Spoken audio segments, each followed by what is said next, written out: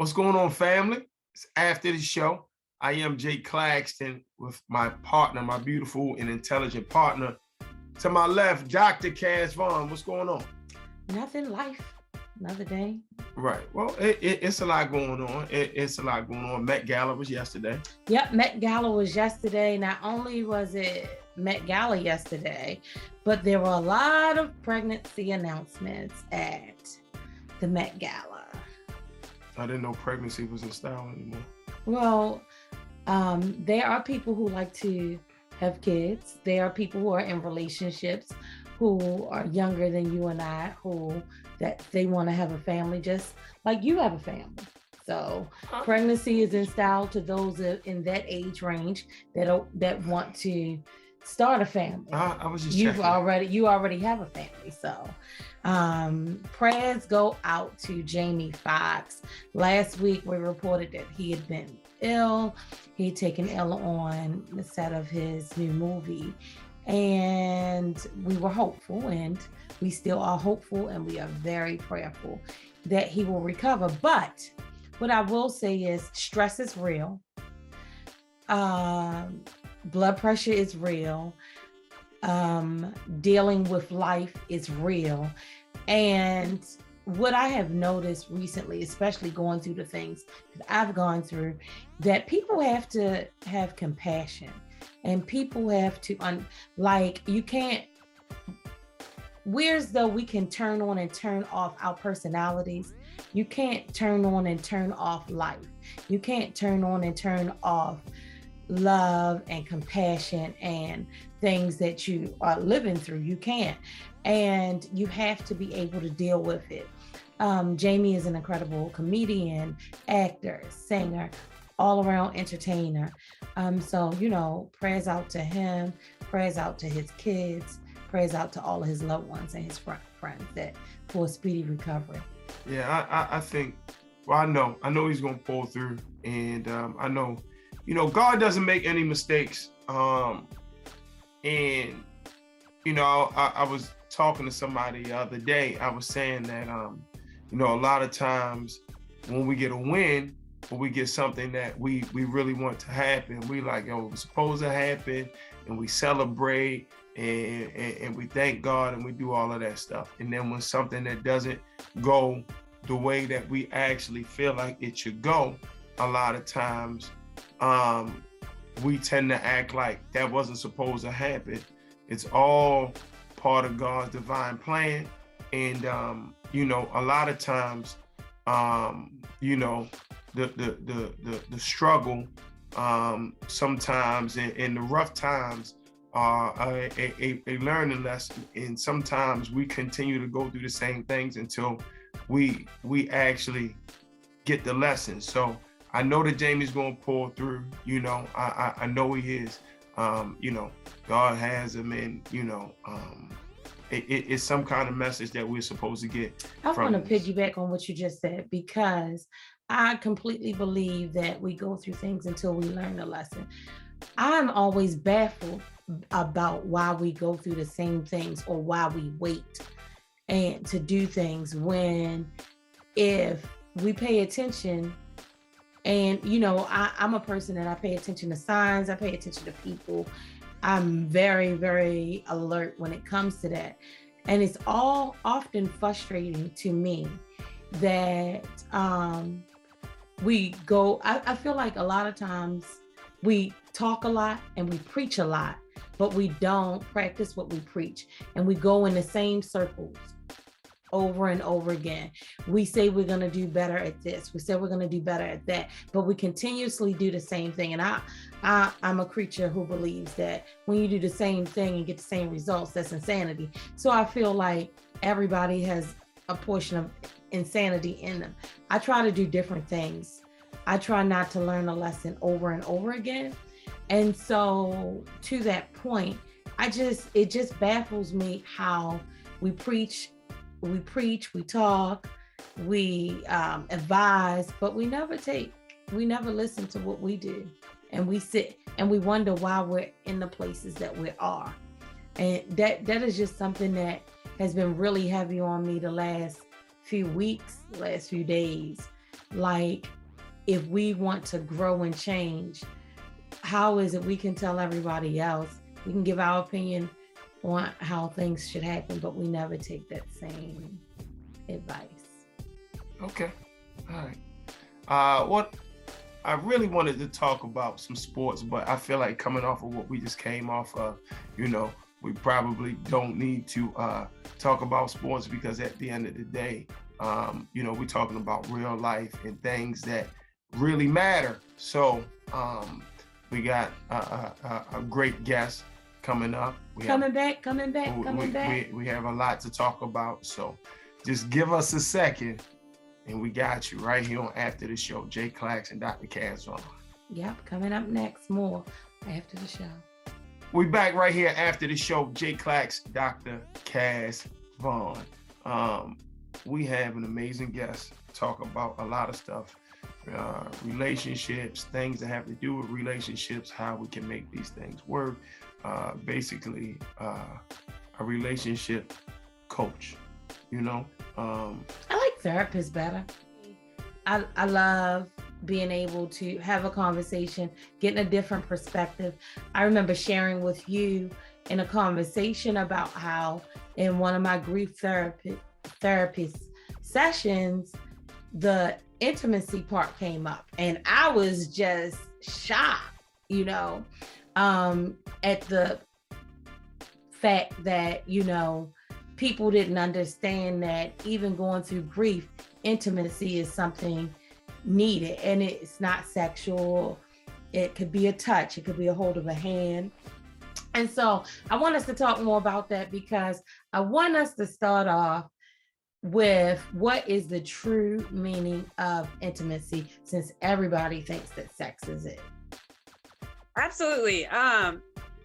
Just to go back really quick, because I want to touch on something Jay said, was the issue with therapy is it feels like it's an invasion of privacy. And if you are not used to having intimate relationships and not even knowing what the word means, you can think that the therapist is invading your privacy. So I totally understand that, because that's what it would seem like. But intimacy is closeness and familiarity. And so in order for a person like me to understand what you're going through, I need to be really close and be familiar with what you're going through. And so that comes through conversation, that comes through experience. It comes from us having shared thoughts.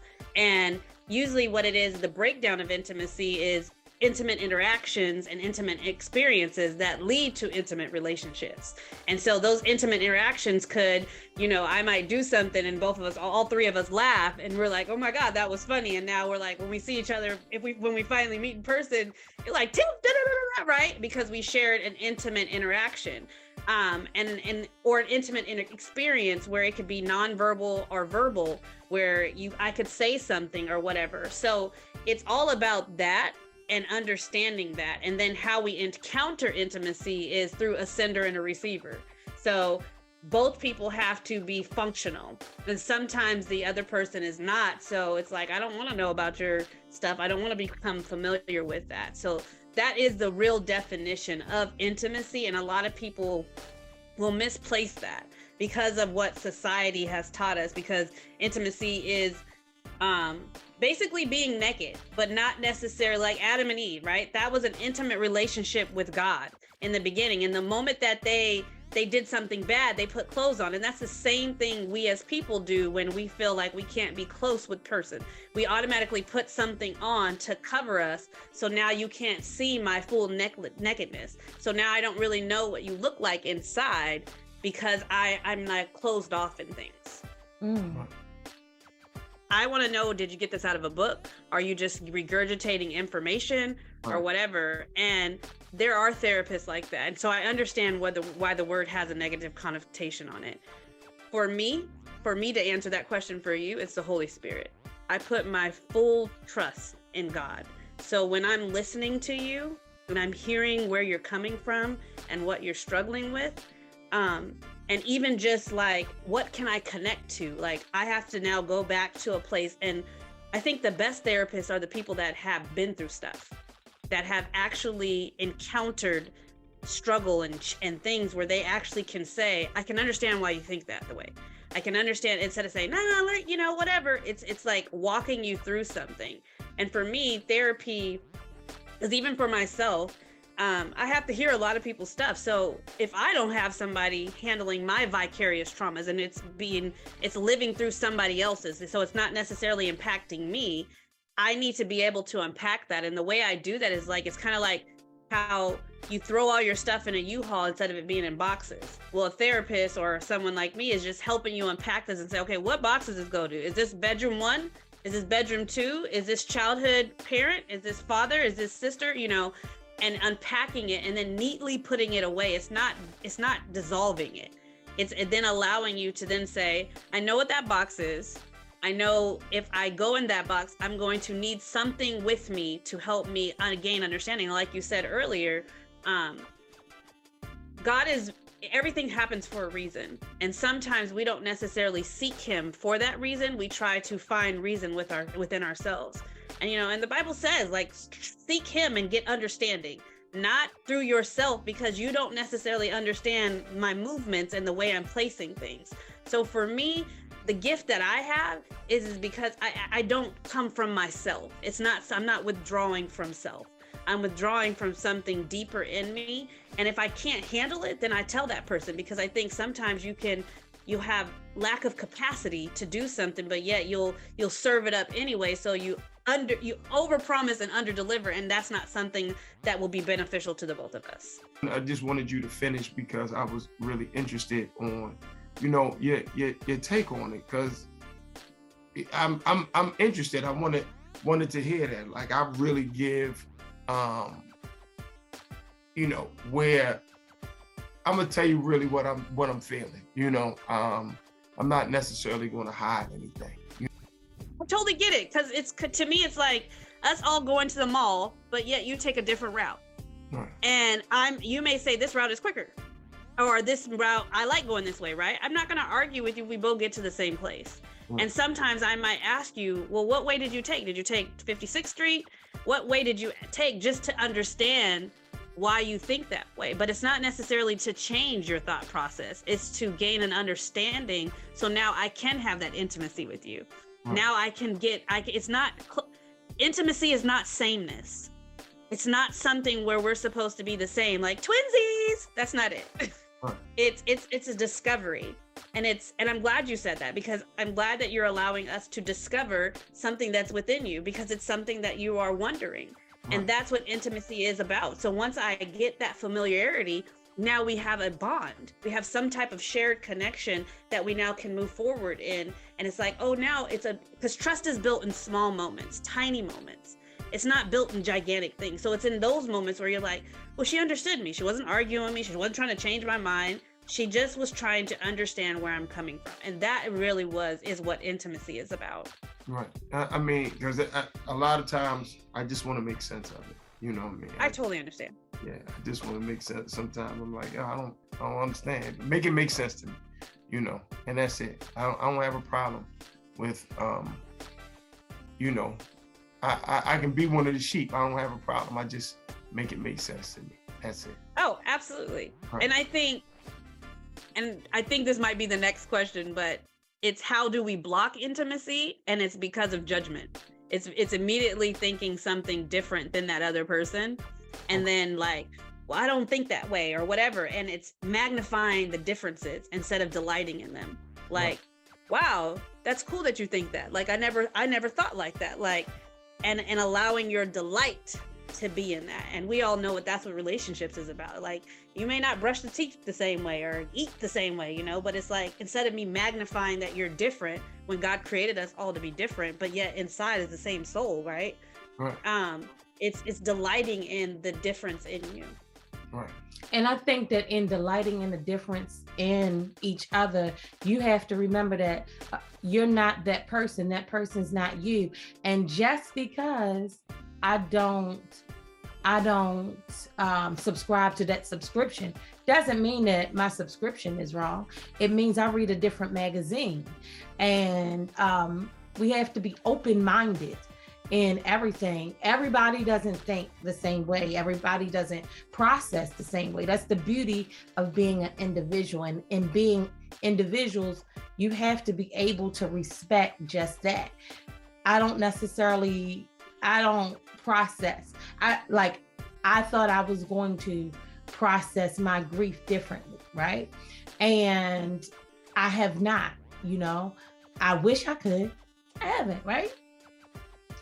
And as great as a person that my dad was, it's not that I'm not celebrating his life. It's that I have to first deal with the loss. Like, I don't have a turn on and turn off switch. As strong as I am, I have emotions. I have feelings. So I don't turn on and turn off, right? It's not that I'm not celebrating his life, but I'm processing the pain from the loss and the picking up the phone and not being able to ask him something, or driving down the street and remembering something that we did. So I think that sometimes it gets confused in celebrating who an individual is as an individual and being able to accept, like, I have to be able to accept the way Tiffany processes things, and Tiffany has to. That's the beauty of individuality. Yes, absolutely. And I want to piggyback on that, because what I want people to understand about grief is that, think about it as if you're going down the highway and you go down the same highway the same time, right? And on exit 32, there's a McDonald's, there's a Chick-fil-A. Chick-fil-A is your favorite restaurant, right? And then you go down to exit 32 and they done knock Chick-fil-A down. And you're like, and your brain still will, because you went down that road so many times, right? That it cannot process that that's gone, because it's been there for so long. And so it's not something, like you said, that we can turn off, because your brain has now imprinted that into the memory and saying, this is where this is. We get off on exit 32. This is the directions you would give somebody as well. So it's not like you are just thinking it in your brain, you've given it to someone. Right. And so that's something that is repetitive. And so understanding what that looks like, it's a processing system. It's what I typically do on a normal basis when I go this route. And so people have to understand that when grief happens and that now is taken out of that, the brain doesn't stop going down that circuit. It's still going down that circuit. It just now has to pause and be like, wait a second, where is that? Right? And depending how the level of importance it is, sometimes the brain will slow down and say, well, now I'm not going that way, or I can't go that way. And some people think, well, why can't it end? Or when is this over? I don't know how old you guys are, but I'm 39 years old. If it took 39 years of me seeing the same restaurant every time, it's going to take more than a month, years and stuff like that for that memory to remove itself. And the brain doesn't also do that. It embeds important memories. Wow. And so understanding that those things matter in our lives. Right. And to answer that question, incredibly 48 years old. Well, both of y'all older than me, so. I'm older than him by a year. Both of y'all older than me. I'm older than him by a year. But actually, I'm not older than him by a year. I'm older than him by 364 days, because our birthdays stay apart. But however, got me by 10. However, I think that of everything, that's probably the best explanation that I've heard, or description that I've heard about grief. One of the things that I shared with you was, and why it was so important for us to have you, is about the intimacy part. Because when I was in a session, I'm listening, and one lady expressed, how she didn't have anybody to hold her, or there was no intimacy. And then there was another couple where the male felt like, well, why should I Why should he? Why do you need that? Like, why do you need intimacy? And it just amazed me because I am a person who longs for intimacy. Like, I long for intimacy. I long for it be in physical touch. I long for it in sexual. I am that person. I need intimacy because I believe that gives you the complete 360 of a relationship. And so for me, I remembered that even in my time of grief, one of the things that I said was, I just need you to hold my hand. I just need you to hold me. I just need a hug. And those were the things that I received, right? So hearing somebody say that they didn't receive it, I'm like, well, what kind of Neanderthalic like person are you dealing with? Like, what's really going on? Well, oh, go ahead. Sorry. No, I'm sorry. You just like you can't tell anybody how to, deal with grief. It's hard for you to tell somebody how they should react. Now we're not even talking about me, because I made sure she was good as much as I could through everything, that kind of happened. But it is, all you can do is maybe give somebody advice, and then you can't. You gotta, kind of go through your journey. And if that person is not used to that, or he doesn't know, or he's never gotten that, from his dad, his mom, whoever his caretaker, whatever the case may be, it is hard for him or hard for that person, because it could be him or her, to be able to reciprocate that, because they don't know how to reciprocate that. They ain't never had that. You know what I'm saying? They've never had that. So it's hard to, and it's bad. And I feel bad for those two in that position, but it definitely is hard if you don't know, if that's never been anything that you are used to. You know what I'm saying? Like, I mean, I hear that, but you do know, if I come to you, I was very verbal, I was very vocal. I said, Jay, I need you to hold me. And what did you do? You held me. I said, Jay, I need you to hold my hand. What did you do? You held my hand. So that's okay to a point. But if I tell you what I need, especially in an emotional time like that, I say this, Tiffany, to everybody, we have to focus on how a person needs you for them, not how you want them to need you. Because how I may want to be there for him may not be what he needs. And I believe, I could be 100% wrong. It is my belief that when we give a person what we want and not what they need, that is a selfish act. That's not an act of love. That's an act of selfishness, because you're not being open and you're not having an open mind to understand what your partner needs, especially if they're vocal or they verbalize it to you. I understand that. And I like to challenge your thought on that just a little bit, just to say that sometimes what we say doesn't match what we think in our head. So what I tell a lot of couples is that you always ask the person, what does that look like for you?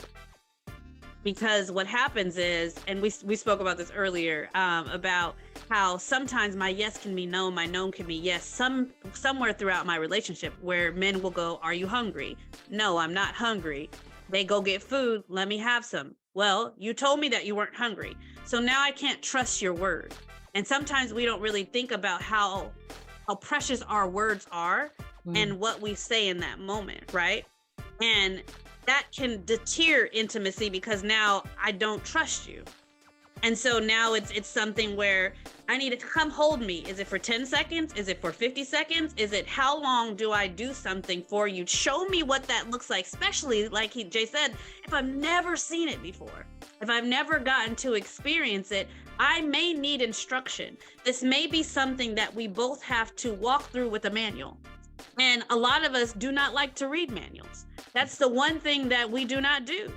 And a lot of people think they're too good, or they feel like they're being challenged. I know that when your belief system is challenged, like I know how to hug you, right? You automatically will gear yourself up into a negative response instead of listening, instead of understanding what that person means.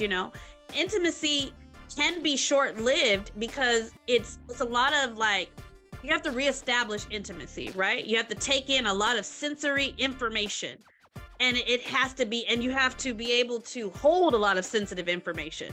And so sometimes people don't have the capacity for that. So it's important for the sender to ask the receiver, what do you have to hold right now? What is your capacity? Because that's just, if love typically looks out for one another. Selfishness looks out for self. It doesn't matter if one of you guys are grieving, it's just, do you have it? If I walk in the house and I just start dumping on my husband, yet I do not know what he's holding in his hands in that moment. Just imagine you going and running in somebody's arm and then being mad they don't catch you because they got something in their hand and that wasn't as valuable for you running, and then instead of them dropping everything and breaking something. And so we have to be mindful about what people's capacity is too. And so then we have to also recognize that intimacy is about reciprocating, receiving, and then encouraging. And we have to know if that person is able to do that. There's some things that our spouses don't have the capacity to do. God did not create them to be our everything. God created them to be our helpmate. So sometimes he cannot hold what I have right now, so I might have to take that to the therapist. And then once the therapist helps me unpack it, once my friend or somebody or the pastor helps me unpack it and pack it neatly, he maybe can see it neater if it's in a box. If it's neatly stacked in something, instead of you bringing a bunch of stuff to him and being like, look at what happened to me. And he's like, okay, what do you want me to do that? I'm not an organizer, right? And now you both look like fools because now you're asking someone to do something that they never had the capacity to do in the first place. So it's really gauging and understanding and knowing your partner and asking questions. Do you have time to talk? Can I share something with you? Is this the moment? I think I'm about to cry. Or if I start crying, honey, if I ever start crying, hug me, right? I need some type of giving the person the steps to do something instead of saying, you should know. No, I don't know, especially if I wasn't raised that way, especially if I evolve in my growing every day and I'm watching you and I'm seeing that I'm not getting the right reciprocation or the right response and stuff like that. So now my feelings are altered. And it's the same thing with sex, right? If you're grieving and you're like, well, we're not even having sex. Well, first of all, since you come to the bed with a bonnet on, you don't look like you want to get it going, right?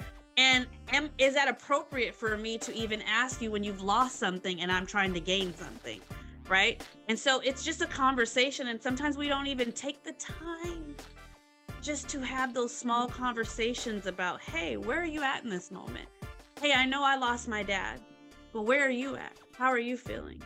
Is there anything that I need to do, and not necessarily give, but is there anything I need to do? Is there anything that I need to make sure that you know of, and then giving that person the ability to respond instead of you being biased and thinking that you already know the answer. Wow. Listen, you dropped the mic. We appreciate you. I appreciate you guys. Thank you. We appreciate you. Thank you for, spending some time with us and talking and making sure our guests get this good food. We get this good food and vice versa. That is what I really always liked about us. Whenever we've done shows, podcasts, or whatever the case may be, I just feel like it was so much food from our guests and so much food from us, you know what I'm saying? Because there has to be a bit of transparency in order for this to work, and transparent to a fault, ain't going, so appreciate you even taking the time with us and making this what it is today. We appreciate you. You're so welcome. Thank you so much. I want to thank everybody for tuning in to After the Show, on the behalf of Dr. CaSay, Franchise J. Claxton. Thank you to our guests, Tiffynee Terry Thomas, just gave the full And we're just so grateful for her, for you, for us, for you to take time out of your busy schedule